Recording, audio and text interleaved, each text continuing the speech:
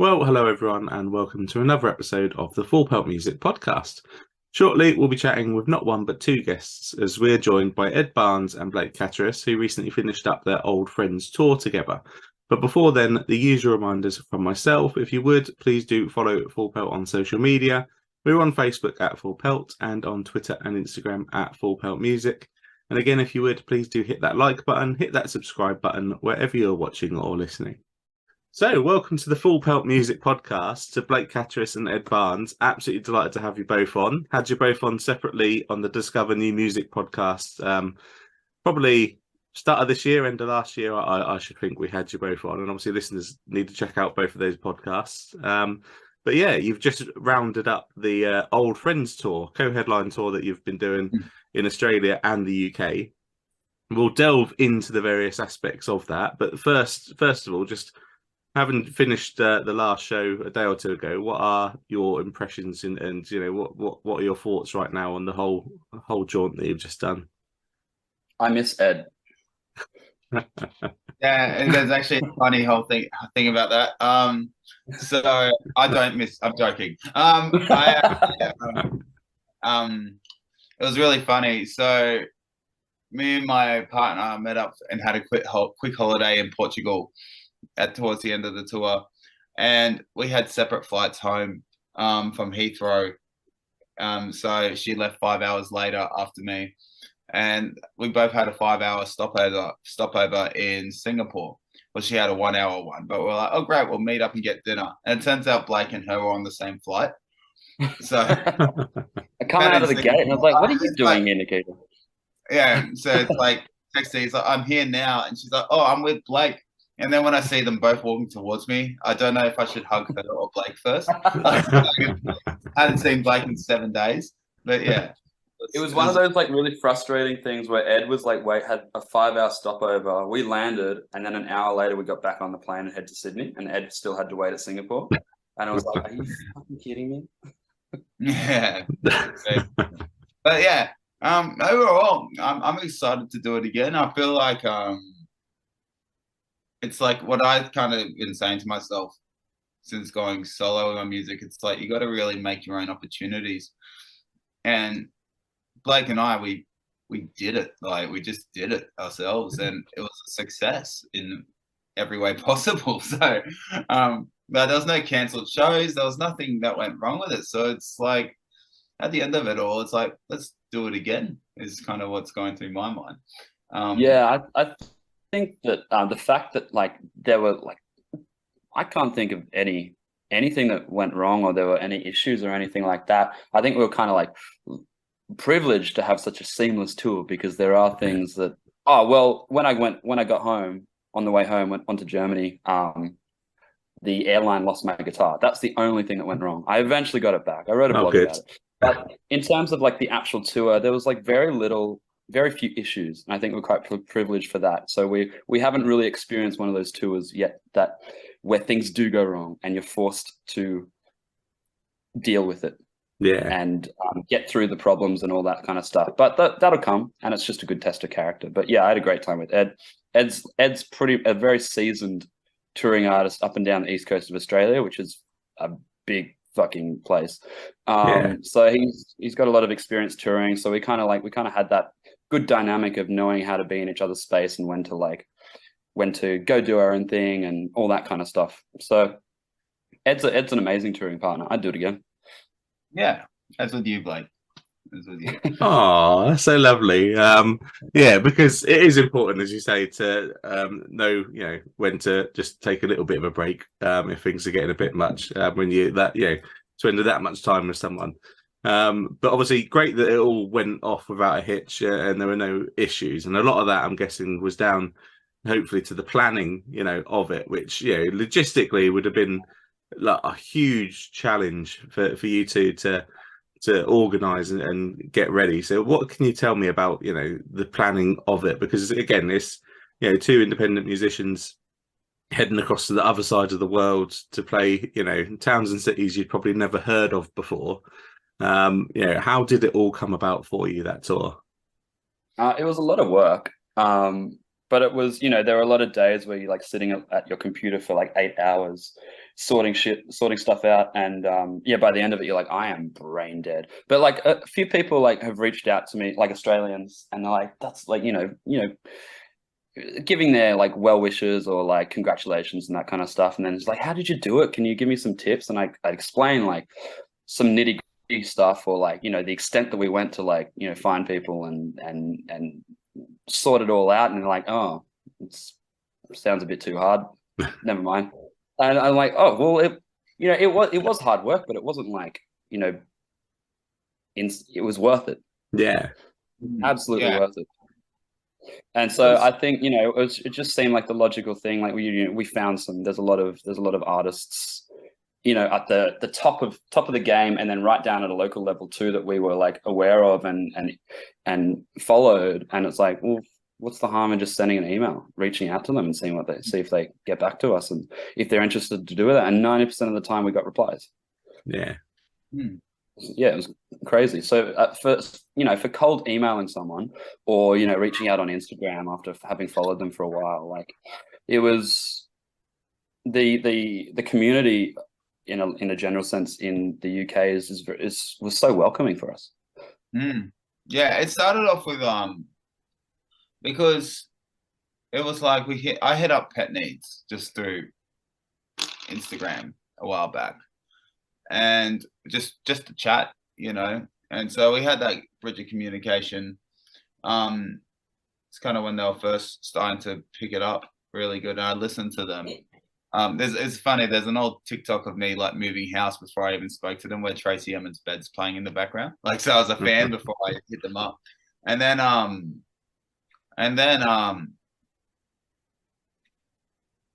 that first Pet Needs show, they put me onto a bunch of people in Colchester, for example. That's how he got Fraser Morgan and stuff like that. And then Pet Needs at the end of the tour, before we left, Pet Needs announced that acoustic tour, and their last show of that tour was the day after Blake and I arrived. So I just emailed them asking if we can hop on that very last minute, and they said yes. And so Blake and I were very tired, but we got there. But that changed the rest of the tour. My God, like I was saying, like the community around the music in the UK, like was I don't. Like, sorry, like after that, there was just a Pet Needs shirt or two at every single show. Like after that one little acoustic gig, and it made the tour such a success. And also just the amount of kind people and artists we played with and hit up. Like, wow, next time, everyone's saying that you should have stayed on our couch, So next time we do it, it's going to be a lot cheaper. So you won't have to pay a single bit of recommendation. It's something that I've realized very much so. The community that Pet Needs have generated, and like generated around them, like in all over the UK and very far through Europe as well. Like, I don't think I've ever seen anything like that in Australia with any artist or any label or anything like that. There's never, in my lifetime anyway, there's never been anything that's. So it was wholesome. It was very inspiring, that the fact that things like that exist. People care enough about music to do that. Like, it's not a thing back home. So to be a part of that and to be welcomed into it, so with open arms. Like, I tried to buy a hoodie off Pet Needs, and they didn't have. I didn't know this, but they'd sold out. So Johnny just gave me his, and I was like, do you want any money for it? And he's like, no, man, it's all good. It's like, but it's merch. Like, let me pay you for it. It's like, no, man, it's yours. Go for it. Oh, okay. Wow. And then I found out like a couple of days later from Joe they'd sold out. Joe was like, oh, you got a hoodie? How'd you do that? And I was like, I asked Johnny, and she's like, oh, he must have given you his. Mm-hmm. What? Yeah, what a guy. Definitely. Anyway, yeah, so that kind of generosity and the community that they've built is just, in Australia, it's just unparalleled. Yeah, no, it is absolutely incredible. There's a few bands in that kind of scene over in this country. I mean, obviously Frank Turner, it kind of sort of started getting the ball rolling, I guess. But obviously, Beans on Toast, Pet Needs, and just a lot of the artists on and around the Extra Mile recording label. There's kind of a whole little universe there. And the community is absolutely astounding. And I think it's the Fractured Party People was the online group for Pet Needs, and I've seen some incredible examples of supporting fellow fans when they can't make it to shows, like laying on travel and accommodation, all that kind of stuff. And would not surprise me at Johnny giving you literally the hoodie or the shirt off his back, as it were. It's just the type of people that they are, and it is absolutely incredible. And I'm glad that you got to experience that when you come over. Obviously, that first show in Sittingbourne with them was a big milestone, and obviously helped set up the tour, as you say. The first show that was, just yourselves really, and I think it was with Fraser Morgan in Colchester, was a sort of day or so after that. So, going into that first sort of proper co-headline show that you did, having travelled all the way from Australia, what was going through your head ahead of that show? I couldn't believe there was people there. That was the first. In all honesty, it was a good show. The mayor and mayoress came to the show, which was like, what? And the fact that they both run the town, like there's a mayor and a mayoress, was also quite cool. But the fact that they bothered to spend their Thursday night with us was great. It was incredible. Yeah, the fact that Ed's right. The fact that people actually showed up, we were like, oh, okay, England rules. This is mad. Yeah. It was a very wholesome show. I think Fraser put a lot of effort into making it a big thing, and doing right by us, and putting in some effort and promoting it and reaching out. He gave us a little tour of the town when we arrived, and we'd be stopped like every 10 meters or 20 meters or something, because he stopped to talk to someone he knew in the town, and you're like, this guy's like, does Fraser like run Colchester? What's going on here? He just knew everyone.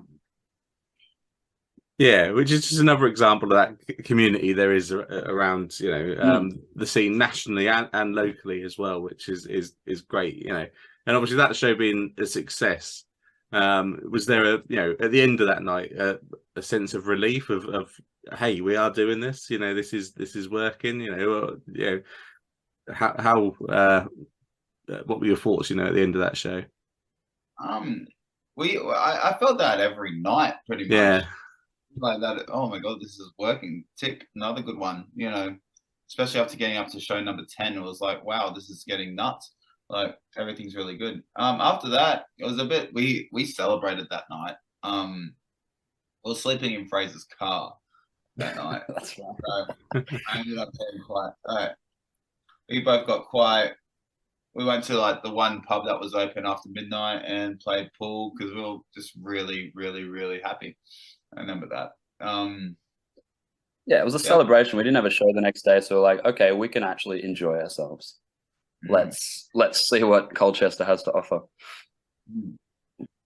Yeah, and Colchester's got a fair bit to offer, to be fair. It's not too far from me. Yeah, so I imagine that was an entertaining night, and obviously, like I say, set the tone for the rest of the shows. And there was obviously, I'm guessing, some highlights amongst that. We obviously met up at the Huntingdon show, and I've got to say again, for two artists relatively unknown in this country to come across from Australia and pack out the awesome little venue it was in. It was literally standing room only, as it were, and it was fantastic to see. And I think we were talking about Kingston. You'd legitimately sold out the venue in Kingston, I believe the night before or the night after that Huntingdon show. So when it comes to the shows, what were the highlights for you both?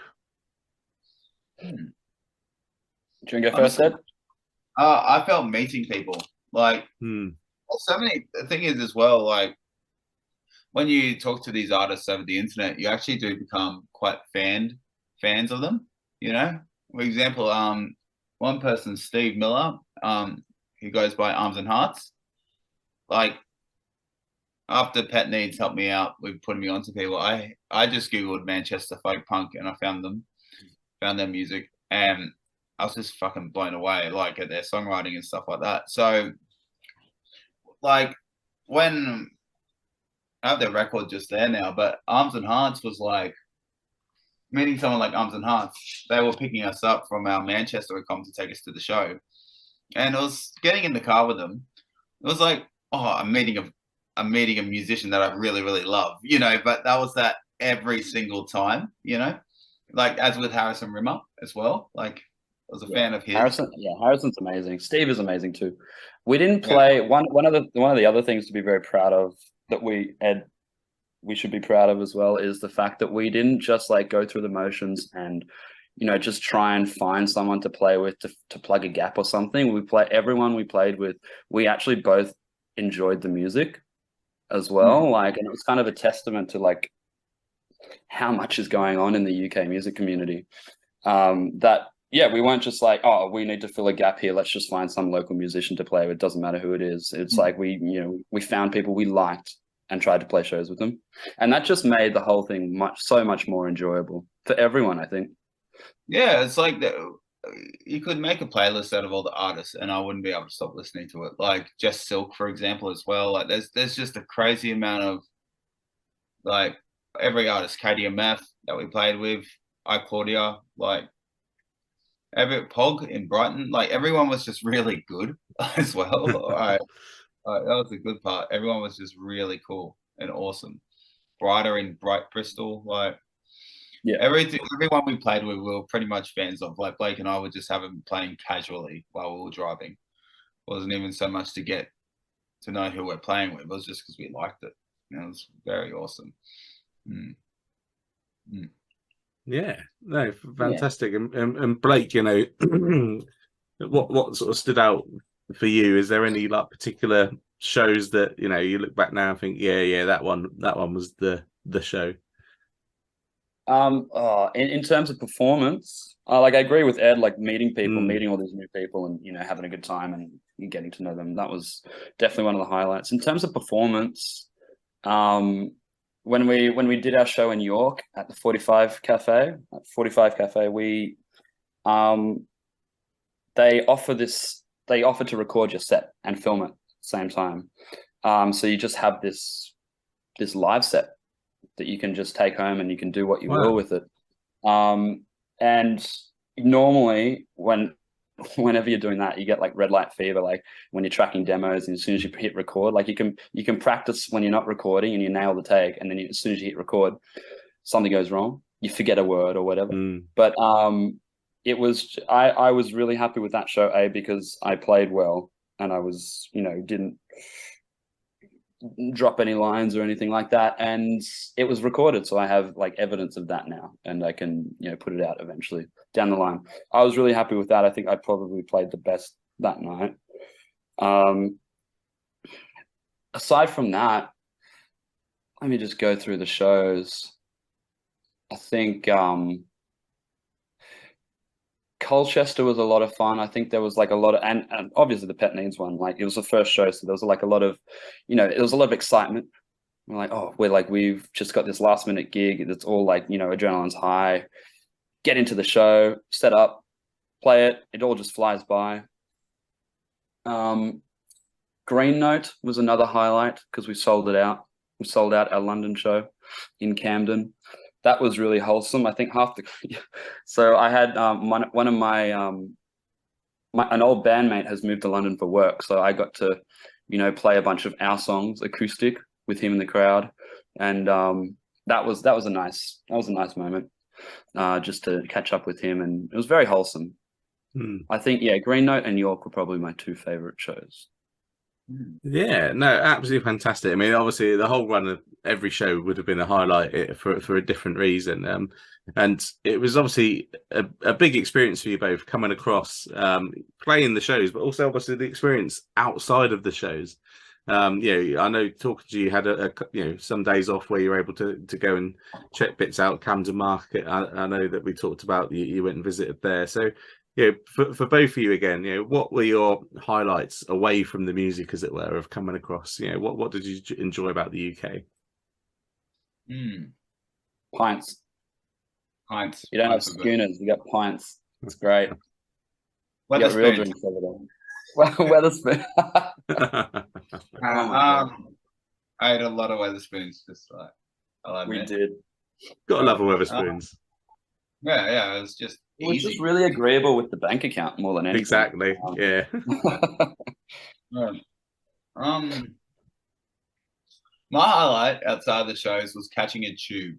That's what I liked. I like catching the tube. Cool. Getting on tube to our show in Camden was I felt very cool doing that. I'll admit.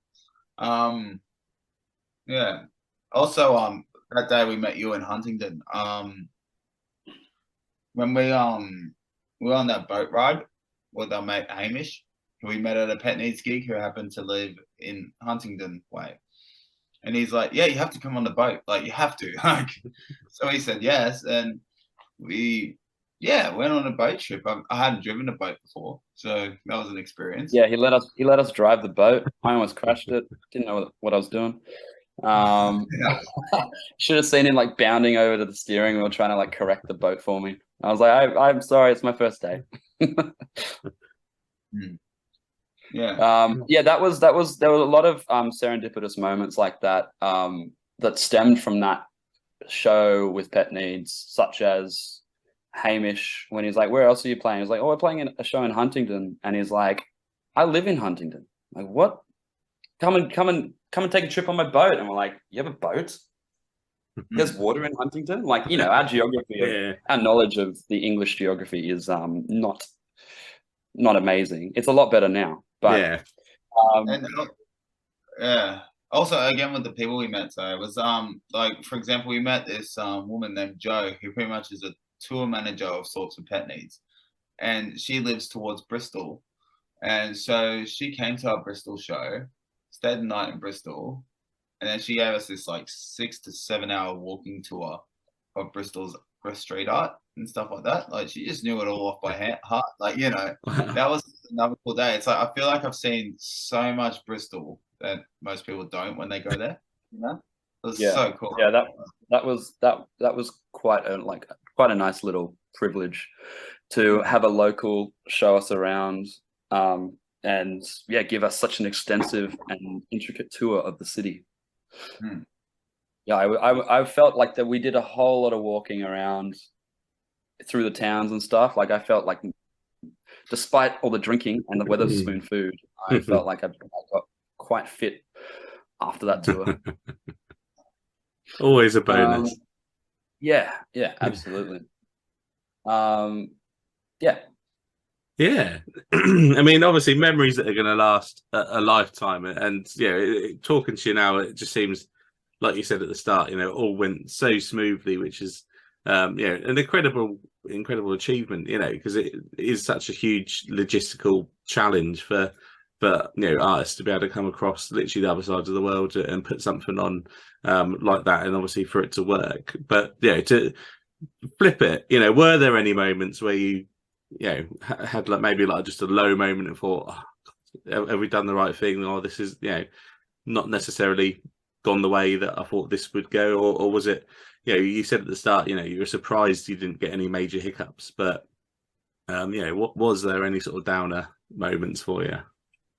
I'm trying to book, when I booked the Airbnb for Manchester, it turned out to actually be in Bolton, not Manchester, and that was a bit of a disappointment. But that's just my fault, my bad.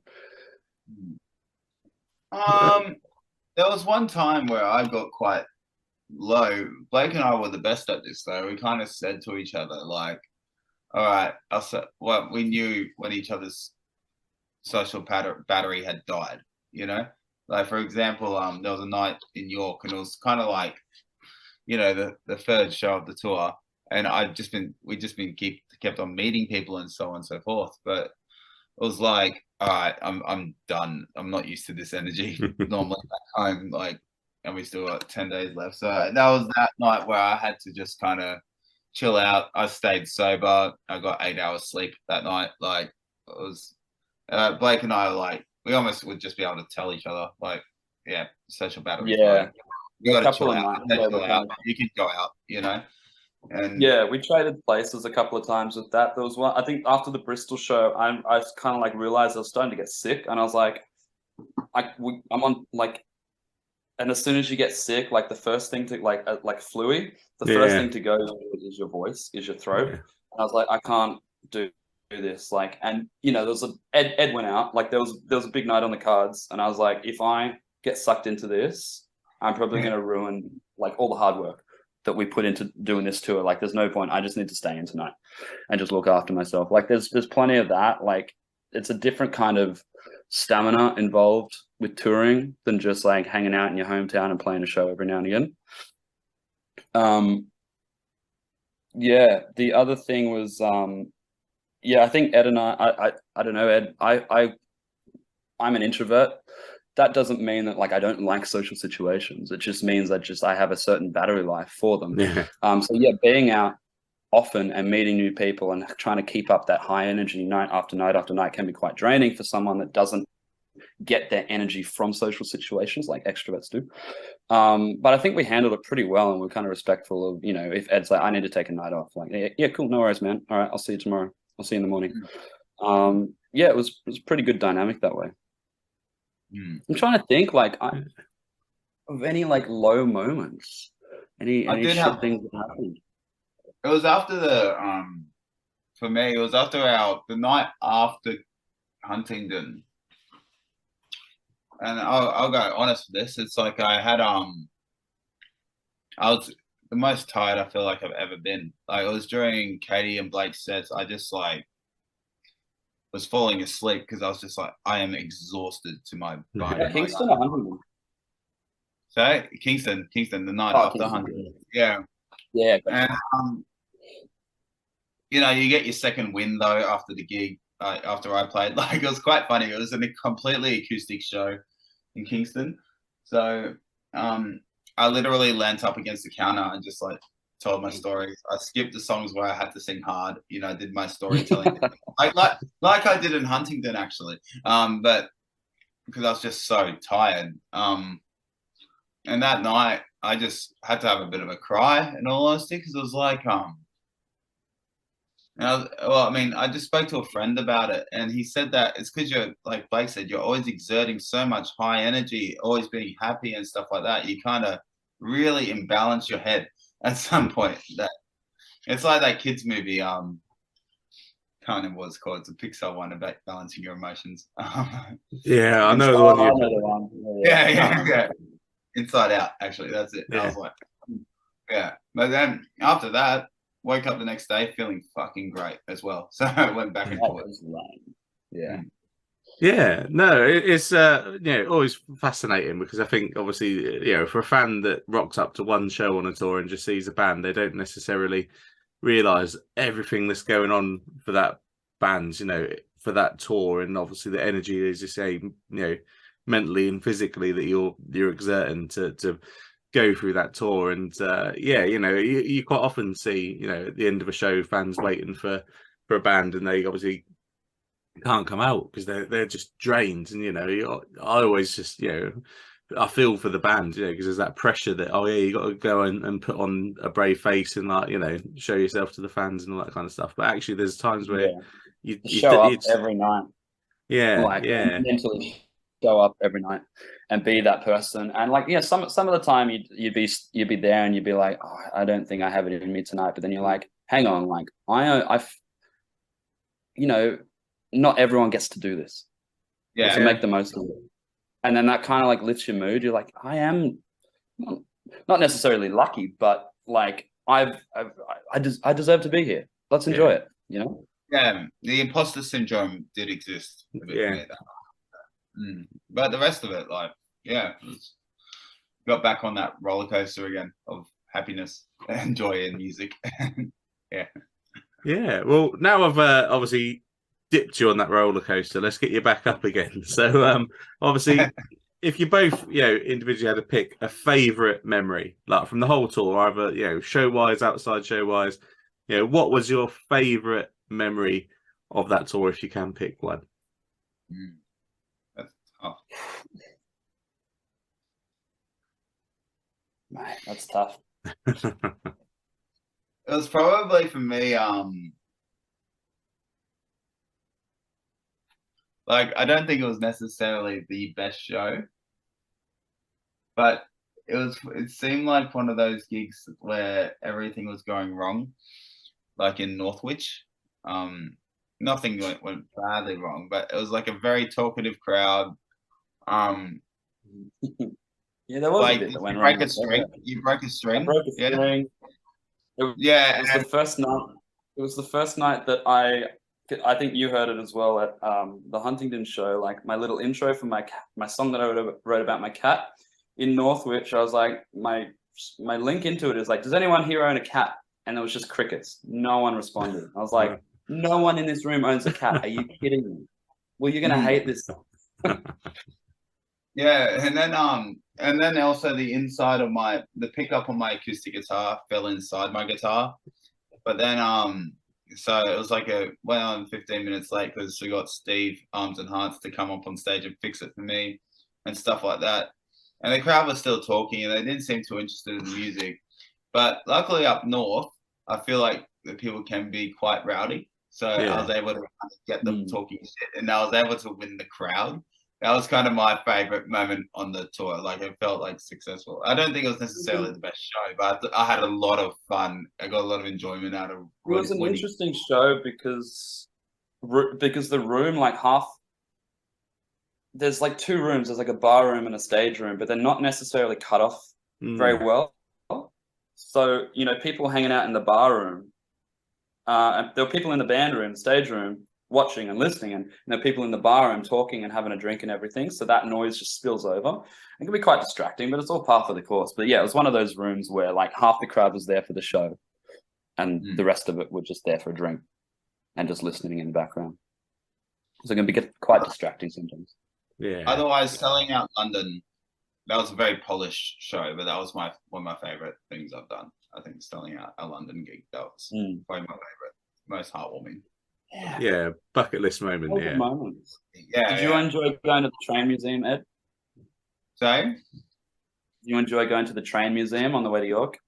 What was that? Yeah. It was so funny. Look, so Blake and I, when we first got there, we got to go see like every time we saw a castle or something like that, we were like, oh, let's get photos and stuff like that. By the end of it, it's like I had a friend explain it to me the perfect way. It's like castles in the UK are like Starbucks in America. They're just everywhere. So, by the end of it, we just did not even bat an eye. There's another castle. Nah, it's all right. Yeah. So as good as the one in Bath, or the one in Colchester. But the train we saw, we did stop at a train museum. It was just like we're just driving up to York, 4-hour drive from Colchester, and you just see the sign, and we're just driving. It's halfway to York, and we're just like, should we do it? Yeah, let's go see some trains. Like, how bad could it be? Actually, one of my other favorite parts was driving into York, because Blake's filmed this. Driving into York, there's those walls driving into York.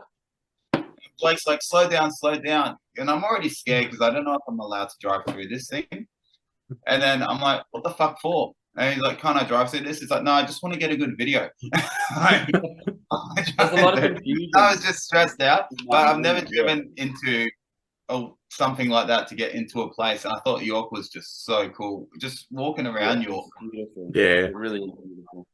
That was one of my favorite parts too. But turning the corner, we turn right around the corner, and just out of nowhere, that big gate is just there in front of us. And I think collectively, Ed and I were both just like, whoa. Just speechless. And then ensued the craziness of like the left-hand side of the road, like the road to get through the gate was extremely narrow, and we're driving an SUV, and we're just like, are we even going to fit? Are we allowed to drive through this bit? What is going on right now? And then on the other side, it says no entry. So that confused us even more. We're like, oh, it says no entry. We can't do this. Like, oh, wait, that's for the other side of the road. Yep, keep going. You're good, Ed. Yeah, it was a bit hectic. But just the aesthetic of York is just absolutely beautiful. Oh, yeah. I was like very surprised as well. It was April. I think it was like, somewhere between 10 and 15 degrees, probably closer to 10. And it was a Saturday night. And there were just hens nights everywhere, like just in that weather, wearing that amount of clothing, it was baffling. Like, See, in so York, cold. that's really hot. That's really warm. But for you degrees, guys, that was It probably baffling. like, It's like my nipples are chafing. It's so cold. Like, It's winter now, and that's what it's like on the daily. yeah. Oh no, fantastic. York is amazing. Yeah, so obviously, yeah, so Yeah. many memories for you both from the tour, which is great because that's what it's all about, realistically, isn't it? It's just making memories, and you've got memories that are going to last a lifetime. So obviously, the tour was a resounding success, and it finished off back in Australia. Was it yesterday or the day before you played the last show? Friday night, last And Friday. Yeah. how emotional was that for you, knowing that was the last show of the tour? It was a really good way to send it off.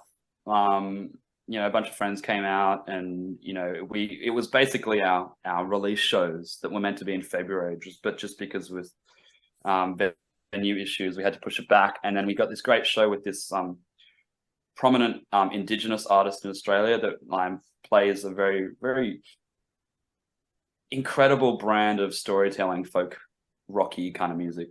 And to be able to share the stage with Chasing Ghosts and do that it felt like just the perfect, it felt like those, what went wrong in February kind of like was just what needed to happen to make the perfect send-off for the tour. It was a very special show. It was good. Ed and I had a big hug at the end. We had a good bit of banter about regaling tales to the audience about, annoying stuff I did and annoying stuff Ed did and that kind of stuff. It was good. Got a few laughs out of it. Yeah, it was a good time. It was probably the perfect way to finish it off. Beautiful. So that tour's done. So what's next for you both? If we obviously, you both got releases coming up, hopefully, and obviously more shows. Blake, if we start with you, what comes next from Blake? I've got plenty of ideas to sift through and work through and turn into songs. There's no immediate plans for more shows just at this moment. I still have an EP, the rest of my EP to put out as a body of work, which will come eventually. But yeah, while I'm organizing that, I'll also try to be as creative as possible and work on new music and flesh out some new ideas. And I've got a couple of finished songs and others that are just need to fine tune a few more things before I can start testing them live and all that kind of stuff. But yeah, plenty of ideas and planning the next important steps for the next release while still having this current EP to finish releasing. So there's plenty to do, plenty to work on. Excellent. And how about you, Ed? Next month I'll have a new single out called New York City. It's funny, we filmed the music video in England, so I was going to say, are you using that footage? That's great, awesome. Yeah. So, and just bits and bobs, But then, so in October, September, I'm releasing my album. But otherwise, for gigs and stuff, I don't think I'm gonna. I'm still almost recovering in a way, not too much, just chilling out for a bit because it's always constantly working. You don't completely turn off, but in terms of booking, I'm taking a little bit of a break. But yeah, I'll get back to touring in October. Pretty much is what's going to happen to me. But there's likely for both of us in some way. There's likely going to be some offer that will come along, and we'll break up. Promise I promised myself I won't play any shows, but this offer is too good. So yeah, sure, why not? Yeah, it'll happen. Yeah. Very likely. I mean, there's a certain amount of I definitely noticed it towards the end of the tour and then at the show on last Friday as well. Having that opportunity, to be on tour and to play so regularly, night after night, or so often in a short amount of time, it really helps you hone in and fine tune the set and the performance and all the nuances of the songs, which is great. So you come back like a real well-oiled machine. I do notice it as well when Australian bands go on tour. And then they come back and it's just a flawless show. Like, it's just so good. Like, the quality of the performance is incredible. And I think it just comes from playing the show night after night. And, you know, when something goes wrong, you just know how to fix it right away, to the point where no one even notices. Yeah. So, No, yeah, definitely. I think last Friday was quite a seamless show from both of us. Ed, you played really well. Yeah, you did too, Blake. Oh. No, you hang up first. Oh, no, it's absolutely beautiful. And obviously, for everyone listening, best way to stay up to date these days, obviously, is online. So I've always got the social handles handy. Ed, you make it really easy for me. Ed Barnes AU across all the social channels. Blake, I believe Instagram and Twitter is Blake Cateris, which obviously is quite an easy one for people to remember. And then Facebook is B Cateris, I believe, isn't it? So yeah, there's a bit of an annoying. I don't even know how to change it, but I think it's just it is what it is. Again, so someone, I've sorted it out. Like, when luckily there's not many people with B Cateris, but with that name. But someone has somehow uploaded some DJ track under the name of Ed Barnes on Spotify. So it's so annoying when you see that. Yeah. Have you seen that? Yeah, I've got that now. So if you ever want to check out this average by some Ed Barnes in England, you can go listen to that on Spotify. That's not my latest, but that's just I'm looking at the Spotify for artists live clicks, like live listens at the moment on this guy's track. Yeah, I mean, don't get me confused with the other. Not a big change in direction for you then, no? No. Oh, fantastic! So obviously, listeners, our employee obviously follow both Ed and Blake across the social channels. I believe you both got websites as well that listeners can go on and check for everything that's coming up. I'm so chuffed for you both that this enormous, challenging logistical operation of the tour was obviously a resounding success, and absolutely delighted I managed to pop along to a show where again you both killed it, as did the other acts that day. Definitely a fantastic show and a great experience for you both. Always at the end of every podcast I throw it back and just say, what would be your final message or messages today with the two of you for the listeners. So yeah, who wants to jump in first on that one? I reckon thanks for listening, first and foremost. Thanks for taking the time to play the podcast. And you can check us out where Paul has nicely mentioned where you can find us on social media, Spotify, YouTube. We've got websites, sign up to our mailing lists, all that. And drop us a message. Yeah. Nice. I know Ed doesn't reply to me anymore, but he'll reply to you. Blocked you now. Yeah, he's blocked. I'm so glad I let Blake speak first. I was going to say live, laugh, love, and dance like no one's watching. After reading all the Airbnb artwork. I was going to say, yeah. Well, there's some cringy stuff there, yeah. Oh, there is. Thank you for listening. Obviously, you can check out myself or Blake through the internet. And thank you so much, Paul, for helping us out before we left, helping us out while we're there, and helping us out now. Thank you so much, Paul. Yeah. Let us know when you come to Australia, Paul. Yeah, I would absolutely love to. Definitely. Thank you both so much, obviously, for joining us on the podcast. Pleasure. Thank you. Well, thank you everyone for listening. I really do hope you enjoyed that chat there with Ed and Blake. Please do make sure you follow both across social media to stay up to date with everything coming from them. You can also follow Full Pelt on social media. We're on Facebook at Full Pelt and on Twitter and Instagram at Full Pelt Music. And finally, if you would, please do hit that like button, hit that subscribe button, wherever you're watching or listening, because we'll be back very soon with another episode of the Full Pelt Music Podcast.